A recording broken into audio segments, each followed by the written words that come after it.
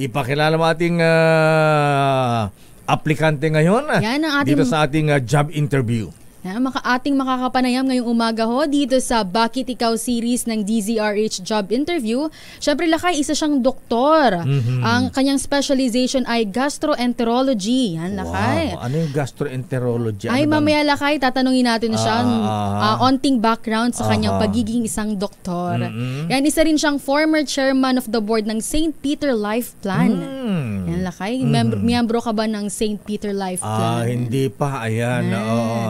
Siguro magbito ng discount. Siyempre, Lakay, siya ang chairperson ng HELP Pilipinas o ang Health, Education and Livelihood Programs for Every Filipino. Ayan. Governor na pala siya. Ba't tumatakbo pang District Governor? District Governor ng Rotary Club. Ayan. Akala ko governor na isang probinsya eh. Ayan. District Governor ng Rotary International District 3830. Ayan. Alam mo, at founding chairman pala siya ng First Rotary Credit Cooperative. Alam mo, ang mga Rotarian palibhasa sila ay yayamanin. Yayamanin yan. Lakay yung dun sa amin sa Sorsogon, mga sila high class. Ayan, tsaka ang dami nilang mga projects, mga tumutulong sila, Lakay. Civic, tawag nito? Basta tulong sa ating mga kababayan. Ayan. Kaya nung sabi ko, nung nirecord akong maging Rotary Club, member ng Rotary Club, sabi ko, bawal sa ay mga Ilocano yan. Kuripot kayo mga Ilocano. Anyway, without much ado, Miss Wina, ipakilala mo ating bisita. Yan, hindi ko na po papatagalin. Ang ating makakapanayam sa oras na ito ay ang first nominee ng HELP Pilipinas Party List, si Dr. Mildred Vitangcol. Magandang umaga po, Dr. Mildred. Magandang umaga po sa ating lahat sa Luzon, Visayas at Mindanao. At saka of course, maraming salamat po sa pagkakataong ito, Lakay Deo at Miss Wina. Welcome po. Talagang binigyan mo kami ng pagkakataon po na makasama ditong ngayong umaga para po ay ma-express po natin o kaya mapag-usapan natin yung advokasya ng HELP Pilipinas Party List. Ayan. Unang-una, ano itong party list niyo, Dr. Mildred Vitangcol, Mama? HELP Pilipinas. Ayan. Ano ang advocacy ng inyong party list group? Yung HELP Pilipinas po, HELP is an acronym po. Ang ibig sabihin niyan ay H for health, E is for education, and then yung L po ay livelihood program. So marami pong programa po na pwede pong gawin para po maiangat natin ang ating bansa at makakatulong sa kapwa Pilipino. Ayan, HELP Pilipinas. At ito ang tanong ko, Dr. Mildred Vitangcol. Ayan, so, bakit? Ayan, kung ganito ang inyong advocacy, bakit kinakailan nyo pang tumakbo? Ayan, bilang kinatawan ng HELP Pilipinas sa party list, at bakit nyo gusto maging mambabatas, maging kongresista? Sa na-experience ko po, dahil alam naman po natin na nasabi na po kanina na ako ay isang Rotarian. Nakikita po talaga yung kakulangan ng mga serbisyo pagpunta natin doon sa mga areas na tinatawag natin na geographical isolated areas. Nagpupunta po ako sa mga bulubundukin at saka doon sa mga isla. Sa experience ko po talaga na nakikita ko, bilang isang doktor, gumagawa kami ng medical missions, gumagawa din po kami ng mga livelihood trainings, at nakita natin na may kulang sa binibigay natin na serbisyo sa kanila. So, doon sa mga medical, kaya tayo gumagawa ng medical mission dahil nga nire-request po ng area sa komunidad na wala silang gamot. Ayan. Walang doktor. Kulang sa mga facilities. So, isa ito sa mga nakikita natin na paano na lang dapat kung magkakasakit ay may marami pong kwento na hindi lang kwento but na witness po namin yung families na nagsasabi sa amin na nagkakasakit, hindi na umabot sa ospital. Ay, totoo po yan. Dahil hindi na po sila nabigyan ng Unang-una, wala silang pamasahe. Ayan. Number 2, wala ba din silang kapasidad na magpa-ospital. Kung mayroon mang kapasidad na magpa-ospital, naalala niyo yung COVID-19, kulang-kulang din po sa kwarto, di ba? Pipila ka pa ng matagal dahil sa kulang ng facilities natin. So, health po ang una yung tututukan. Opo. At sa mga nakita yung kakulangan ng gobyerno sa ating health service, doktora, ano ang maaring panukalang batas na pwede nyo gawin para matugunan po itong pangailangan natin mahabayan na una-una takot magpa-doktor, magpa-ospital dahil iniisip nila kaagad yung pambayad, walang pera. Yun na nga po, may mga programa naman po tayo ngayon na yung tinatawag na universal healthcare. Okay. Ang medyo may challenges lang po tayo sa pag-implement doon sa programa. Unang-una, kulang din po sa funding. Okay. So, isa din po yon sa i-review natin kung paano natin matulungan na ma-actionan po yon dahil napakaganda po ng programa. Kulang lang po sa implementasyon. Kasi ang objective nun ay lahat ng Filipinos ay ma-enroll dun sa universal healthcare at tutulungan natin na lahat ng through the database, lahat ng mga Filipinos ay ma-enroll doon. Kaya lang po may challenges po tayo. Kulang po yung ating information system sa buong Pilipinas. So, doon pa lang may pagkukulang na po, no? At so, syempre, kung kulang na doon sa database, paano tayo makapagbigay ng programa or makapagbigay ng implementasyon. Pero, hindi na tayo kailangan umabot doon Araw-araw nakikita natin na may pagkukulang talaga sa mga kababayan natin na nagkakasakit, pumupunta sa ospital, walang pambayad, pumipila, hindi naman na-entertain dahil kulang sa doktor. Hindi lang po yun, talagang kung mayroon mang mga doktor, kulang sa fasilidad. So ito, sigurado ako pwede nating matugunan ito. Kailangan lang pong aksyonan. Kailangan lang pong pagtulong-tulungan para po masolusyonan po itong kakulangan sa programa natin. Yan po ay sa larangan ng kalusugan sa edukasyon. Yan. Kanina nga po, di ba nasabi natin ang ang H ay para sa health at ang E naman ay para sa edukasyon. Ngayon po, Dr. Mildred, sa sektor naman po ng edukasyon, sa tingin niyo po, ano po ang ating mga batas na pwedeng maipasa sakali pong kayo po ay makaupo para po makatulong po sa ating mga estudyante o mga mag-aaral po? Unang-una, nakikita ko rin po talaga kasi isa sa mga ginagawa ko po ito na tumutulong po kami sa paglalagay ng mga classrooms sa mga libliban na mga lugar sa Pilipinas. Kasi biro mo, magbiyahe sila ng 10 kilometers, 30 kilometers na para mag-aral. Paano na lang? Unang-una, kulang-kulang sila sa pamasahe. Wala pang pagkain. So, ma-imagine mo yung bata na nagbibiyahe at naglalakad at saka hindi lang yun. Minsan, pag umulan, talagang delikado dahil pwedeng merong baha at saka madulas ang daan. Yung iba, tumatawid pa na ilog. Exactly. So, nakita ko po yun. So, ang ginagawa na po namin, tumutulong kami sa paglalagay ng mga classrooms doon sa area na kung saan ay isang komunidad, maraming mga estudyante pero walang eskwelahan. So kung may eskwelahan naman, kulang din sa classrooms. So tumutulong po kami sa mga eskwelahan ng mga ganito.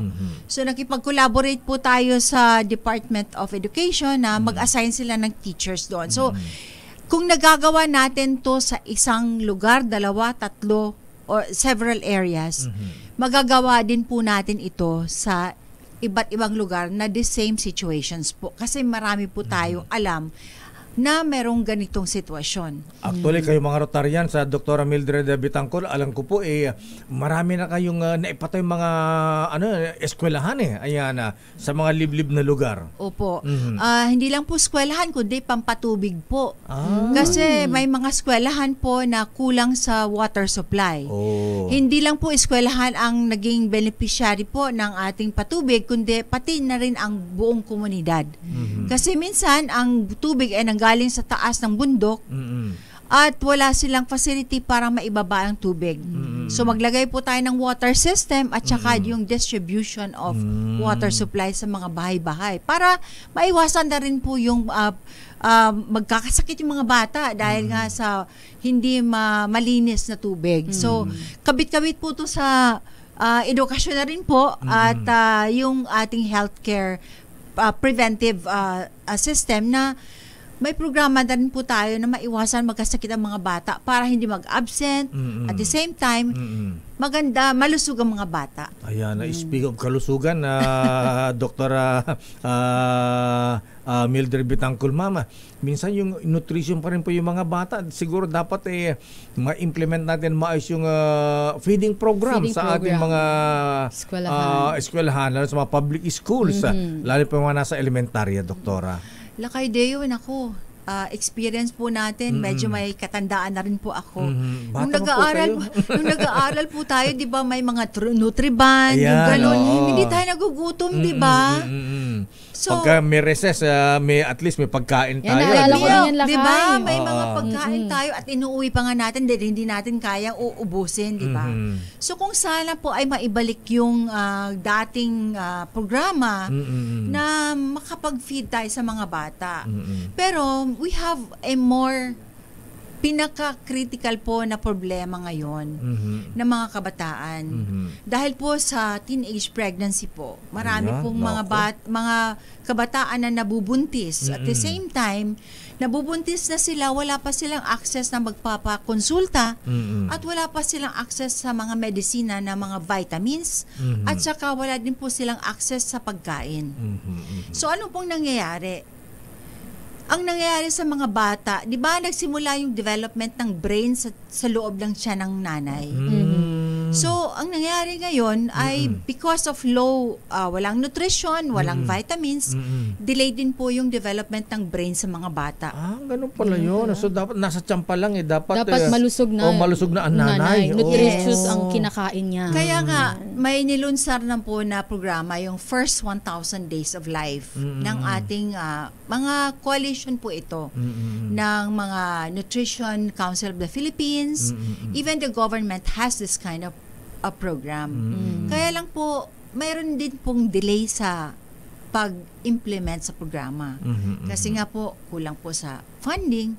At the same time, yung database po ng mga buntis, hindi po mabubuo. Hindi pa po talaga lahat ng mga nanay ang pwedeng mag-enroll sa programa. So, paano matutugunan ito, Dr. Bitangkol, Ma'am? So, ang ginagawa po natin ngayon, through Rotary din po, nagpo-provide po tayo ng mobile clinics at nagbibigay po tayo ng mga mobile ultrasound para po mapupuntahan yung mga bahay-bahay na magagawan po ng consultation ang mga nanay na hindi nakakapunta sa mga health centers. And magbigay din po tayo ng mga vitamins at kahit papaano nakapagbigay ng pagkain. Pero hindi po sustainable kasi po talagang nandun ka, nagbibigay ka. So hindi siya pwedeng pangkalahatan.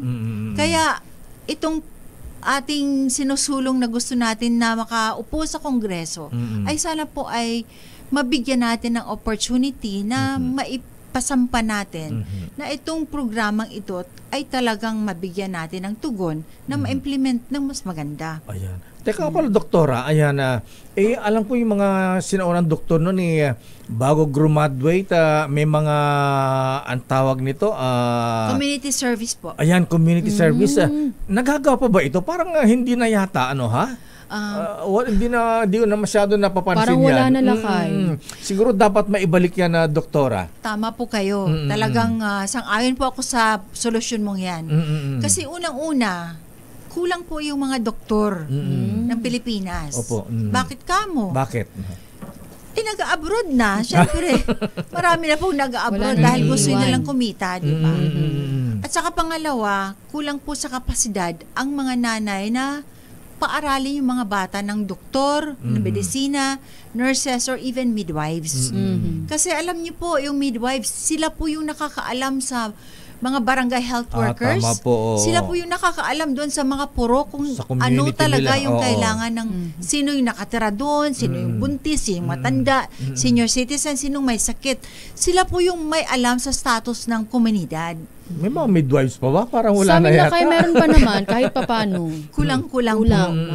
So kung tayo ay makasuporta po, going back to education, kung makasuporta po tayo na pag-aral po sila, kung hindi man natin kaya na bigyan ng scholarships, bigyan natin ng diin yung sinasabi natin na study now, pay later, na meron naman pong mga ibang mga Oo nga, ahensya ano. na magbibigay po nitong programang ito. Pwede Kaya- bang yung kuka ng medicine o kaya law doctor study now, pay, Pay later? later. Why not, di ba? Kasi kailangan parang natin dati mga Paolo professionals. Marcos, merong ganyan study now, pay later. Parang hindi na masyadong na-promote yan. Kasi kung Naipapatupad. nagagawa sa ibang countries po yun, Lakay, bakit hindi po natin magagawa? Mayaman naman ang Pilipinas. Totoo po Di yan. po ba? Wag lang na nakawin. Wala akong sinabi. Talaga Ikaw lang. po yun. Pero doktora, ayan, napag-usapan Alam natin naman na health, kalusugan, edukasyon, livelihood. So ano ang, kung kayo ang paparaling magkaroon ng nominee sa Kongreso, ang Help Pilipinas Party List, ano po yung programa para sa pangkabuhayan, livelihood, Dr. Mildred Bitangkol? Magandang topic po yan, Lakay. Kasi po, unang-una, marami po tayong natural resources sa Pilipinas. Meron tayong malawak na pwedeng taniman, di ba? Di po ba? Opo. At tayo ay maraming isla at so marami tayong pwedeng pangisdaan. Ang problema po, ang walang kapasidad po yung mga farmers. Dahil kulang po sa suporta ng gobyerno para doon sa programa na pinangailangan nila. Kasi hindi naman po sila mayaman. Yan nga po ang naging cycle ng buhay ng mga farmers.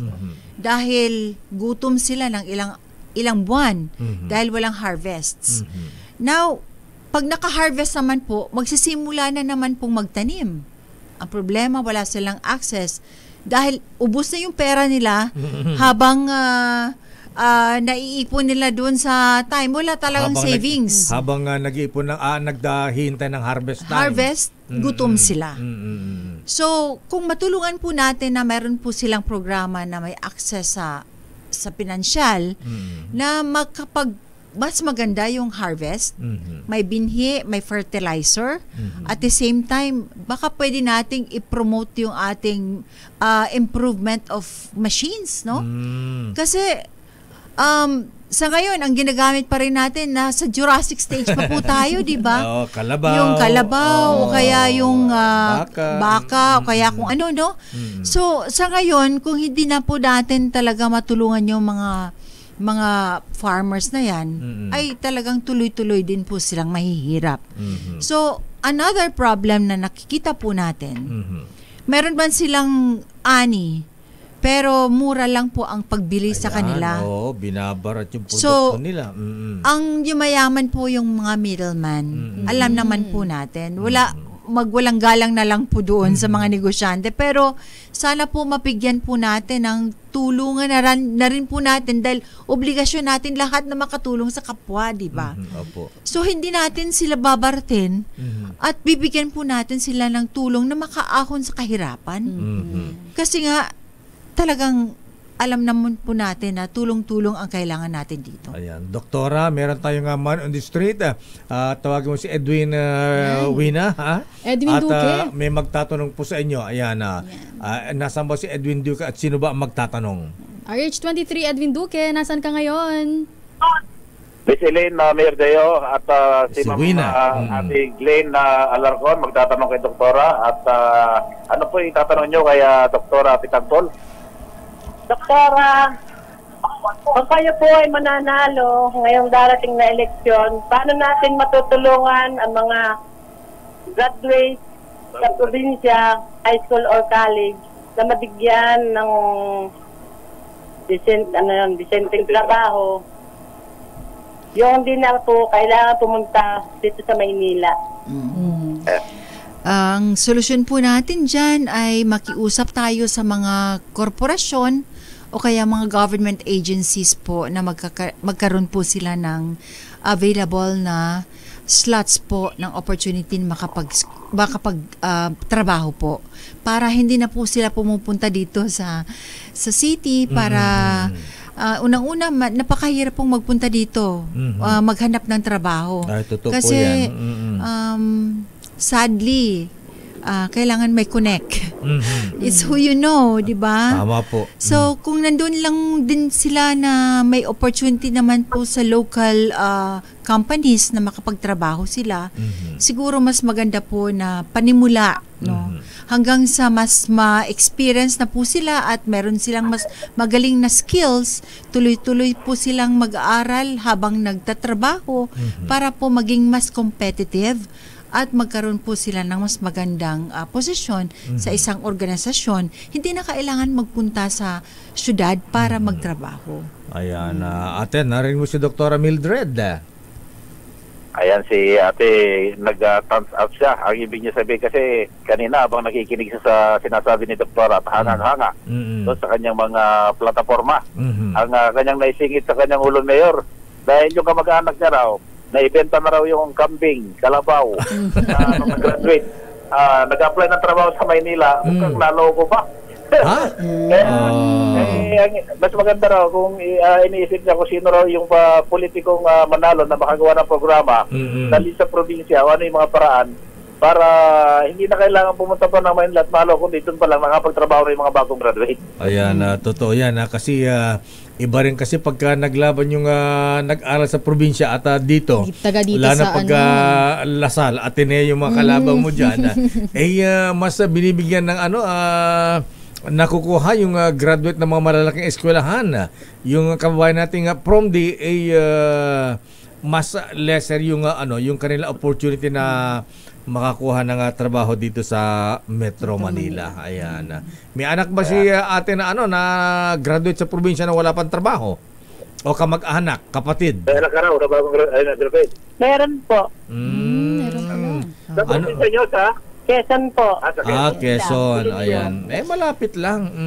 Pag-uusapan po natin, marami po tayo mga kaibigan na pwede tayong mag-i-endorse po. As early as now, hindi naman kailangan na may position po tayo para mag-rekomenda ng ating qualified o kaya kahit na ano lang ang pwedeng entry level po dyan ay pwede rin naman po nating pakiusapan. Ayan.